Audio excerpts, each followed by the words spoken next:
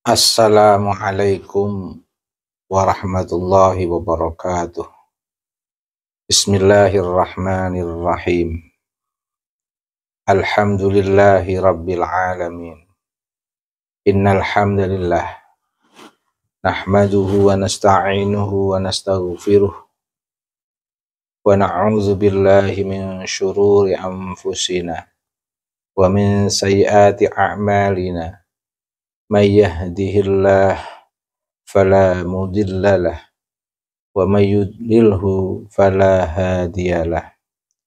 Asyhadu an la ilaha illallah wahdahu la syarikalah wa asyhadu anna sayyidana Muhammadan abduhu wa rasuluh.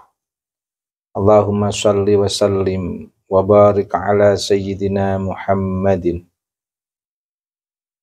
wa ala alihi wa ashabihi wa dzurriyyatihi wa atba'ihi wa man sara ala nahjihi ila yaumil qiyamah.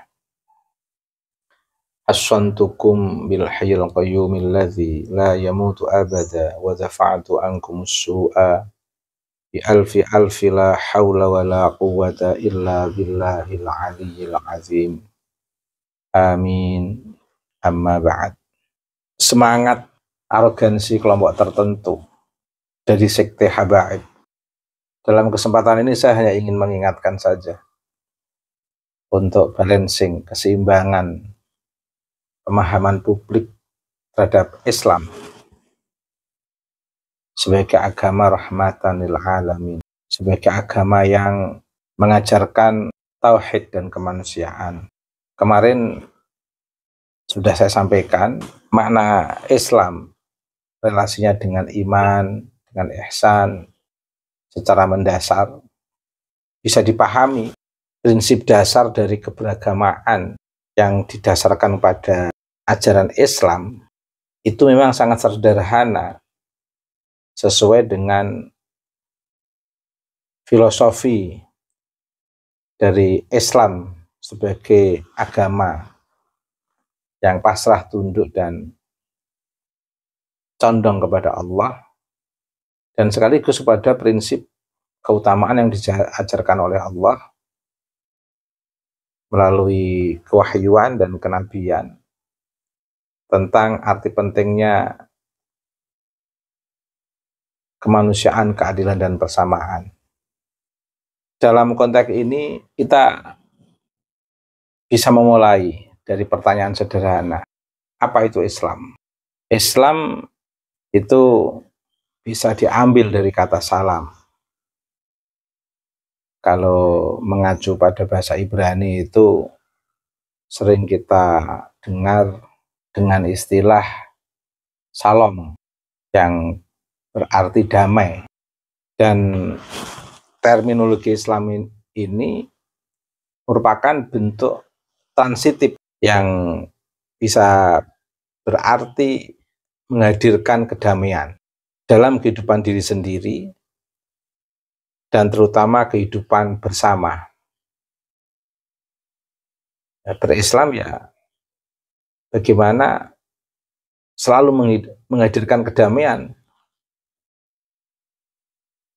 untuk diri sendiri maupun kedamaian untuk orang lain, kedamaian secara personal maupun kedamaian secara kebersamaan dalam konteks kehidupan di tengah kesemestaan dan kealaman ini, bersama dengan sesama umat manusia maupun bersama dalam ruang kealaman yang berupa lingkungan lestari, lingkungan hidup yang lestari. Siapakah Muslim itu? Muslim itu adalah al-muslimu man saliman nas min lisanihi wa yadihi, wal mu'minu man aminahun nas ala dimaihim wa amwalihim. Seorang muslim itu adalah orang yang mampu menjamin kedamaian. Tadi kita pahami Islam itu menghadirkan kedamaian. Kepada siapa? Kepada manusia lain. baik dengan mulut maupun tangannya. Sedangkan orang mukmin adalah orang yang mampu menjamin rasa aman pada orang lain, baik darah maupun hartanya. Yang secara konsepsional telah kita pahami arti pentingnya dalam syariat Islam itu justru bukan dalam konteks bagaimana memformalkan agama Islam versus agama lain. Justru hal yang terpenting bukan di situ. Dalam konteks keberagamaan yang didasarkan pada nilai-nilai keislaman justru ada maqasidus syariah yang harus diunggulkan, bukan pada konteks formalitasnya versus dengan keyakinan lain, kepercayaan lain, tapi justru yang ditekankan dalam prinsip keberagamaan dalam kaitannya dengan nilai-nilai keislaman itu justru adalah pada sejauh mana komitmen menjaga maqasidus syariah, yang lebih menekankan kepada hifdzuddin, menjaga agama, hifdzun nafs, menjaga jiwa, baik secara dalam konteks ini nafas, baik secara keberlangsungan eksistensinya sebagai seorang manusia yang harus tetap survive, baik secara fisik maupun secara psikis. Ini kalau kita kembangkan lebih mendalam terkait dengan hifdzun nafs. Hal penting lainnya yaitu hifdzul akal, menjaga akal dalam konteks bagaimana ruang-ruang kebebasan berpikir, pengembangan potensi diri, baik melalui kegiatan-kegiatan formal maupun informal di luar sekolah maupun di lingkungan sekolah, yang sekiranya bisa mempotensikan akal manusia. Ruang-ruang seperti ini harus dijaga, harus dilindungi. Jangan ada hegemoni, jangan ada intervensi di tengah orang mengembangkan akal pikirannya. Sehingga dunia pendidikan, dunia pendampingan itu bagaimana bisa memberdayakan, membebaskan dan mempotensikan. Bukan untuk memperbudak, bukan untuk memperbanyak muhibbin yang terkooptasi akal pikirannya, tapi memperbanyak subjek-subjek dampingan yang betul-betul mempotensikan akal pikirannya, sehingga betul-betul menjadi manusia yang kamil, yang sempurna, yang tercerahkan, dan terbebaskan dari tekanan-tekanan hegemonik atau belenggu-belenggu yang sekiranya tidak mencerdaskan. Jadi semua hal yang mengkerdilkan berlawanan dengan nilai keutamaan Islam. Karena fungsi keberagaman dalam keislaman ini adalah mempotensikan akal, menjaga keberlangsungan potensi akal biar tidak terganggu, terintervensi oleh siapapun. Sehingga kalau ada klan, komunitas manapun yang di sana tidak mencerdaskan, membelenggu akal pikiran anak bangsa, negara harus turut hadir. Negara harus turut hadir. Apalagi kalau klan-klan tersebut membuat upaya-upaya onar yang tidak menenteramkan masyarakat, bahkan membuat masyarakat untuk konflik yang disulut dengan atas nama agama, bahkan sampai pada upaya-upaya sekte tertentu dengan atas nama agama mengkooptasi masyarakat dampingannya untuk melakukan pemberontakan terhadap negara. Ini sudah satu persoalan tersendiri yang harus diselesaikan. Keberagamaan yang didasarkan pada nilai-nilai keislaman yang selama ini kita nikmati bersama, yaitu sebuah hadis yang diriwayatkan oleh Imam Bukhari Muslim, dan ini menjadi standar keberagamaan yang didasarkan pada nilai-nilai keislaman di tengah masyarakat yang diajarkan dari Nabi Mustafa Muhammad SAW, yang patut ditiru, bukan malah untuk mengelabui masyarakat. Langkah-langkah transformatif yang di sana ada anfa' linnas. Karena itu penting, berbuat kemanfaatan untuk umat manusia itu penting sekali. Khairun nas anfa'uhum linnas. Sebaik-baik manusia itu adalah yang paling bermanfaat bagi manusia yang lain. Hadis yang diriwayatkan oleh Imam Bukhari Muslim yang saya maksudkan tadi itu berbunyi, anna rajulan sa'alan nabiyya sallallahu alaihi wasallam ayul islami khairun. Ada seorang laki-laki bertanya kepada Nabi Muhammad sallallahu alaihi wasallam tentang Islam. Manakah keberislaman yang terbaik? Ayul islami khairun. Lalu kemudian Nabi jawab, tut'imut ta'ama wa taqra'us salama ala man arafta wa man lam ta'rif. Keberislaman yang baik itu adalah memberi makan dan menebarkan kedamaian kepada orang yang engkau kenal maupun yang tidak engkau kenal. Sesuai dengan prinsip Islam itu, menebarkan kedamaian. Bukan menebarkan permusuhan, kebencian, konflik, mengada-ngada, seolah agama ini mengajarkan provokasi. Agama ini itu mengajarkan bagaimana manusia itu menghadirkan kedamaian. Damai untuk diri sendiri dan damai untuk orang lain. Damai untuk diri sendiri ya bagaimana membentuk akhlak kepada diri sendiri, sehingga dalam dirinya seseorang itu tidak berkecamuk, tidak nyaman, tidak tenang, karena antara pikirannya, perbuatannya, kehendaknya itu saling membelakangi, saling berbenturan.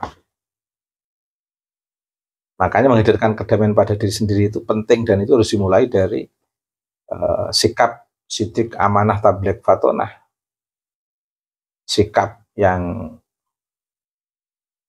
mengacu kepada prinsip kebenaran, amanah, tabligh, menyampaikan sesuatu sesuai dengan prinsip kemuliaan dan keutamaan, dan bersikap cerdas,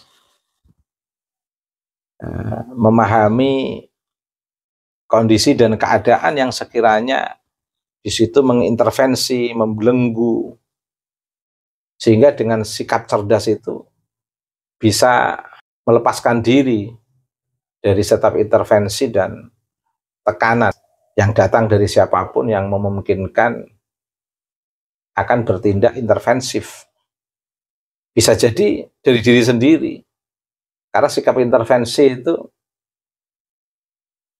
bisa dilakukan oleh orang lain, bisa dilakukan oleh diri sendiri untuk dirinya. Tekanan itu bisa dari nafsunya sendiri maupun dari nafsu orang lain. Anarkisme itu bisa dari diri sendiri maupun dari orang lain. Tapi dengan sikap cerdas itu kan bisa mengantisipasi, sehingga memahami betul ini itu sistem perbudakan atau ini itu sistem yang mencerahkan dan membebaskan sesuai dengan ajaran Nabi Mustafa Muhammad SAW. Bukan sebaliknya, mengaku sebagai umat Nabi, bahkan lebih ekstrim, mengaku sebagai cucu Nabi, tapi justru langkah-langkah yang dilakukan adalah langkah-langkah yang tidak menghadirkan kedamaian, tapi menghadirkan keonaran, melakukan intervensi, tekanan. Ini kan justru ironi dari pengakuannya yang sangat ekstrim, yang mengaku-ngaku sebagai cucu Nabi. Artinya berbeda dengan prinsip ajaran yang disampaikan oleh Nabi Mustafa Muhammad SAW. Tidak hanya disampaikan, diperjuangkan oleh Nabi. Biar itu menjadi nilai membentuk tatanan masyarakat yang betul-betul didukung oleh setiap komunitas atau setiap individu, setiap kelompok yang mengaku Islam. Mau tidak mau harus menghadirkan kedamaian. Bagaimana kaitannya dengan bernegara dan berbangsa? Menjalani aktivitas keberagamaan yang dasarnya pada nilai-nilai keislaman dalam konteks berbangsa dan bernegara. Dalam sejarah Islam, itu kita sering mendengarkan negara Islam. Harus difahami, negara Islam itu bukan sebagai sesuatu yang sudah ditentukan secara hitam putih sebagai bentuk ajaran yang bersumber dari Al-Quran maupun hadis. Bukan itu. Negara Islam itu sebenarnya adalah sebagai sebuah konsep kekuasaan. Negara Islam itu memang kaitannya dengan kehendak kuasa personal individu yang kebetulan beragama Islam ingin membuat satu tatanan atau konsep yang diidealkan oleh seorang individu yang beragama Islam sebagai sebuah representasi satu sisi agama yang diyakini, di sisi lain representasi dari kehendak pribadinya sebagai orang yang ingin memiliki sebuah kekuasaan bersamaan dengan agama yang diyakini. Tapi tidak ada sumber yang menegaskan secara mutlak terkait dengan negara Islam, baik dari Al-Quran maupun hadis. Ada istilah Darul Islam, itu muncul dalam fikih, itu sebagai konsep sosiologis sebenarnya.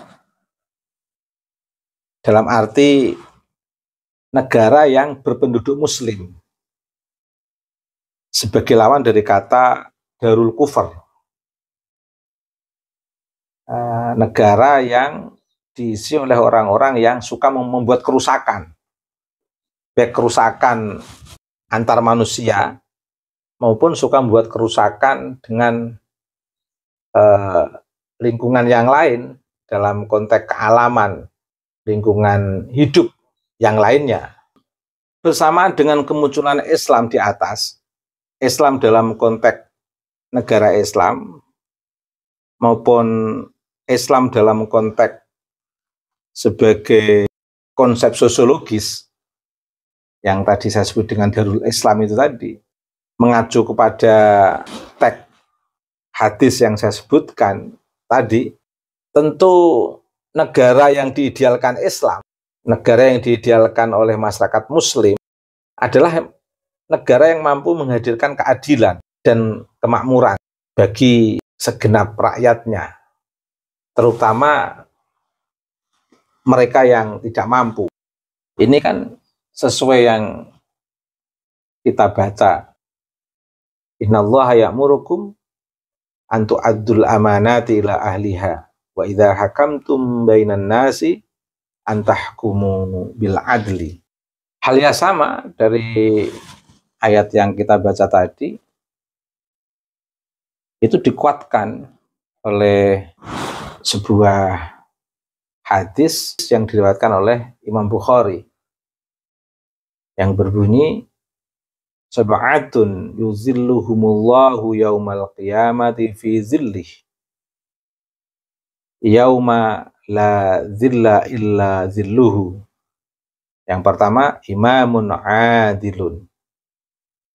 Selanjutnya, warajulun tasaddaqa bisadaqatin fakhfaha hatta la na'lama shimaluhu ma sana'at yaminuhu.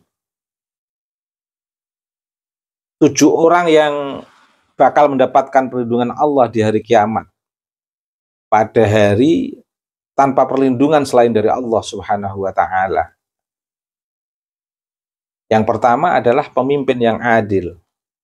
Ketujuh, yang mensedekahkan hartanya tanpa memamerkannya. ketika kita ingin menyampaikan Islam dalam konteks berbangsa dan negara, dalam konteks Negara Kesatuan Republik Indonesia yang berasaskan Pancasila, sebenarnya sudah bisa dirasakan nilai-nilai keislaman itu.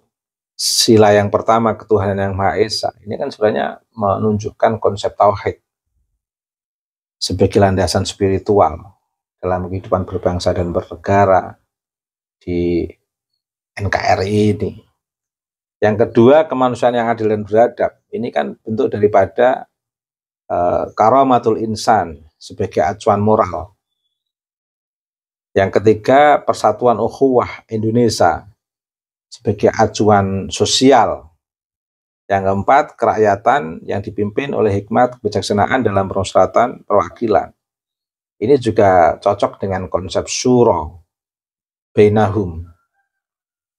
Dalam teks kewahyuan juga kita dapatkan terminologi ini.